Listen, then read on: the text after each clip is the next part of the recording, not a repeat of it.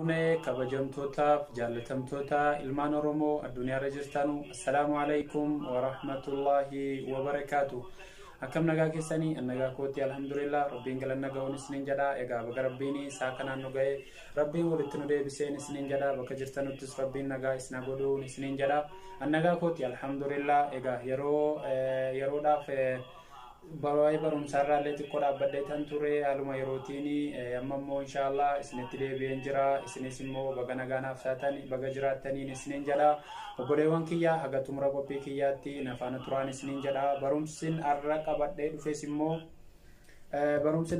dhufes immoo waa'ee sadii moo waa afurii waa hanga waa sadiiti. Wanti sadan sunis immoo waa'ee barnootaati malee waan biraas immoo miti. Egaa akkuma isin beektanu ani waa'ee barnootaa irratti barumsi kan kooslaa akkuma isin beektanu. Egaa warri jalqabaa gara YouTube chaanaalii kootii dhuftanii welcome baga nagaan dhuftanii anaa dhufuun isiniin jedha. Warri haaraan gara mana chaanaala kootii dhufaa jirtanus anaa dhufuun asumaanuu dhaamsa kootii. Egaa laayikii sabskraayibii diimtuu sanallee tuquu hin dagatinaan isiniin jedha. Inni kabraa immoo wanta narra qabadhee dhufee akkuma jalqaba isiniif himee waa sadii irratti inni tokkoffaanii seenaa ambiyootaati. Egaa namni barumsa waa'ee diinii ofii barachuu jibbu hin jira jedhee si yaadu namni muslima ta'e tokko waa'ee amantaa ofii waa'ee seenaa muslimootaa amma dura darbanillee maal keessa akka turan nabiyyoonni ambiyoonni waan irra akka turanillee baruun egaa hunduma keenya irratti iyyuu dirqama. Egaa waa hedduu keessaa barannaa nama jagnoomsaa diinii ofiillee nama barsiisaa. Kanaaf iyyuu inni tokkoffaan seenaa ambiyootaati. Seenaa ambiyootaa kana immoo kan qopheesse Ustaaz Muusaa Huseenii. Egaa namni guruupii garaagaraa keessa jirtan ni beektu.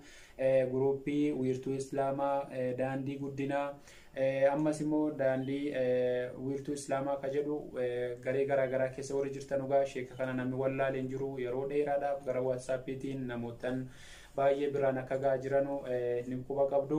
Amma immoo guutuu isaa maxxansanii pilistoorii keessaa argachuu ni dandeessu. Seenaa ambiyootaa jettanii yoo itti barreessitan liinkii isaa viidiyoo kana jalan isiniif kaa'atii asumaan tuqaatii gadi buufadhaan isiniin jedha. Seenaa ambiyootaa nabi Aadam irraa qabee haga nabi Aadam irraa qabee haga nabi Isaatti alayhissalaam haga achiitti jechuudha kan isaan barreessanii jiran. Kan Muusaa, kan Suleeman, kan Daawud, kan Ibraahim, kan Muusaa, kan Yaaqoob nabiyyoonni gaa hedduudha. Hunda isaanii iyyuu achi keessa kaa'anii jiru. Tartiibaan tokko kaasee haga dhufee nabi Isaa ga'utti gaa waan jiruu fi achi keessaa dhaqaatii itti barreessaati. Pilistoorii keessaa seenaa ambiyootaa jedhaatii buufadhaan isiniin jedha. Raayyaa abbaa machaas immoo rabbiin umurii isaa nuuf dheeressu. Raayyaanis immoo kaasettiin isaa guutuun tokkorraa qabee haga 33tti kan oromiffaan inni baase amaariffa malee jechuudha. Guutuun isaa pilistoorii keessatti maxxanfamee jira. Bakka sadiitti baafamee maxxanfamee jira. Inni tokkoffaanii tokko qabee haga 20tti tartiibaan kaa'amee jira. Tokkoffaa lammaffaa jedhee achirraa 21 kaasee haga 33tti immoo ammas kutaa lammaffaa keessatti maxxanfamee jira. Sanas immoo liinkii isaa yoo feetan as jalan isiniif kaa'a. Asuma kallattiin tuqxanii gadi buufachuu dandeessu. Kan seenaa ambiyootaas asuma isiniif kaa'a. Amaariffa isaas tokko hanga 6tti achi keessa kaa'anii jiru. Haga yoonaatti namni daawuloodii godhee kaaseta kana hunda isaayyuu nama 10,000 jechuudha. Itoophiyaan nama miliyoona meeqadha kan isiin jirtu. Garuu namni 10,000 qofittiin daawuloodii godhachuun baay'ee tokko xiqqaadha. Gadi buusaatii dhaggeeffadhaan isiniin jedha. Waan jawwaala keessan kan rabsuun qabu. Kana bakkatti argattaniiti kaan egaa yeroo baay'ee namarra daddabarfachuun illee baay'ee nama rakkisa. Kan ammoo guutuu isaati kan isin bakkatti argattanu isa amaariffaas tokko hanga 6tti jira. Raayyaan tokko hanga 33 oromiffaas ni jira. Inni kabraa immoo Abdurrahmaan Huseen illee akkasuma tartiibaan kaa'amee jira. Guutuu isaa achi keessatti pilistoorii keessaa argattu waan isin barbaachise. Egaa warri beektan silaa ni beektu. Warra hin beekne fan himuutti jira malee egaa warri hin beekne akka irraa fayyadamtanu jedheetanii warri beektan immoo silaa ni beektanii. Warri amma dura waan kana hubannoo isaa qabdan walillee hubachiisaan isiniin jedha. Egaa akkaataa itti gadi buufatamuu fi raayyaan kun eessatti kan argamullee warra hin beekneef asumaan iskiriinii kanarratti isinitti agarsiisa. Nafaana turaan isiniin jedha. Asumaan immoo warri gaa YouTube chaanaalii kootii haaraa dhuftanii subscribe naa gochuun dagatinaa. Warri Muhammad dura subscribe naa gootanii jirtan laayikii sana laayikii tuquu hin dagatinaan isiniin jedha. Na jajjabeessaa koomentii amilee yaada yoo qabaattanillee na barreessaan isiniin jedha. Dogongora bakka hin qabus akkan sirreeffadhutti. Egaa haga xumura qophii kiyyaatti bakka tokkollee deeminaati nafaana turaan isiniin jedha. Inshallah waanan dhufeef isinitti agarsiise anis asumaan gama kootiin salaamataa isinitti dhaammadha. Haga barumsa biraatii walitti deebinu ammaaf gara barumsa dhufeetti walitti deebina. Nagaan naa turaan isiniin jedha. Waanan isinitti agarsiisu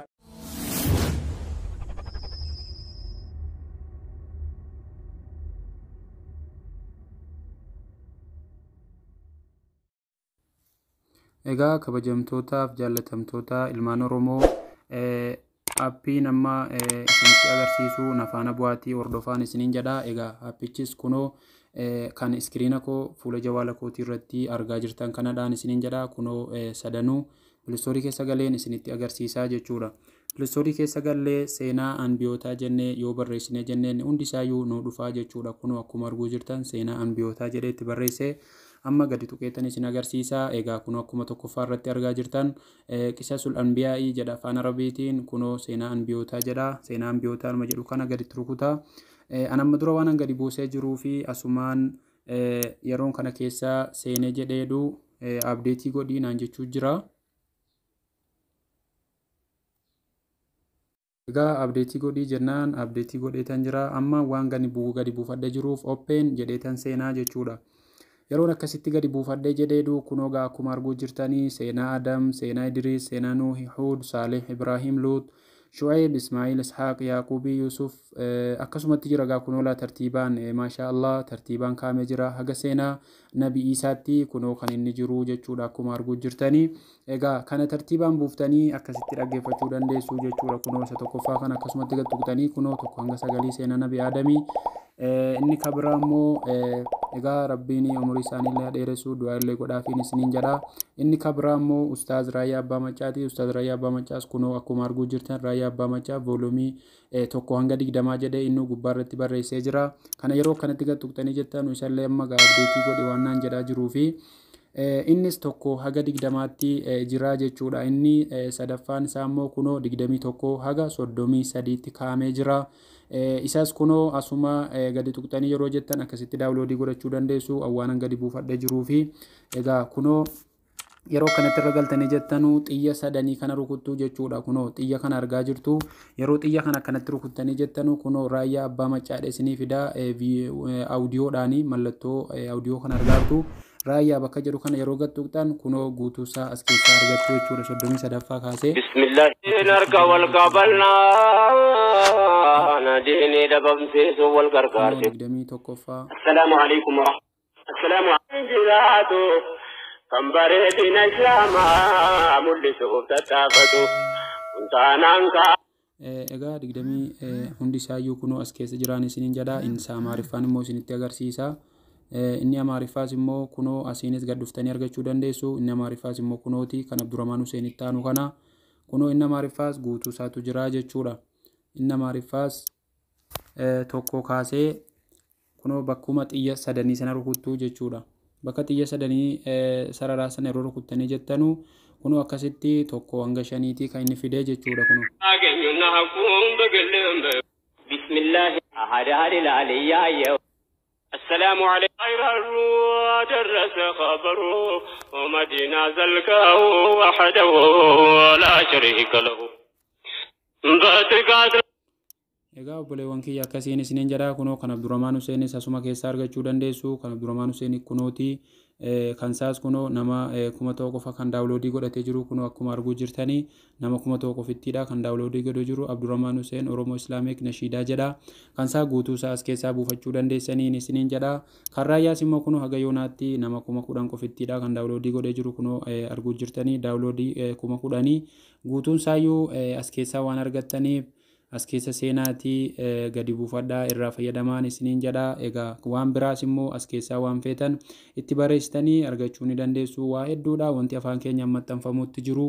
Egaa isinis immoo akka seentanii irraa fayyadamtanu kanas immoo yeroo keessa galtanu egaa kunoo xiyya sadan kana kun egaa garuu fillafiitirumatti agarsiisa jira kan Raayyaati malee. Akkasitti irraa fayyadamaan isiniin jedha. Haga barumsa biraatii walitti deebinu nagaa rabbii keessanaa jiraadhaan isiniin jedha. Egaa maqaa YouTube chaanaalii kootiillee maqaa YouTube chaanaalii kootii kunoo ijoollee iluu fi buunnoo ka jedhu kanadha. Yoo Rashaad Zeenuu jettanii itti barreessitanis argachuu ni dandeessanii.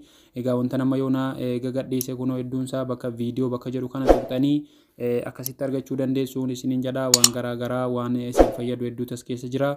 Akka irra naaf daawwattanu kabajaan isin gaafadhaan isiniin jedha. Waan isiniif hin galle immoo koomentii jalatti na gaafadhaan isiniin jedha.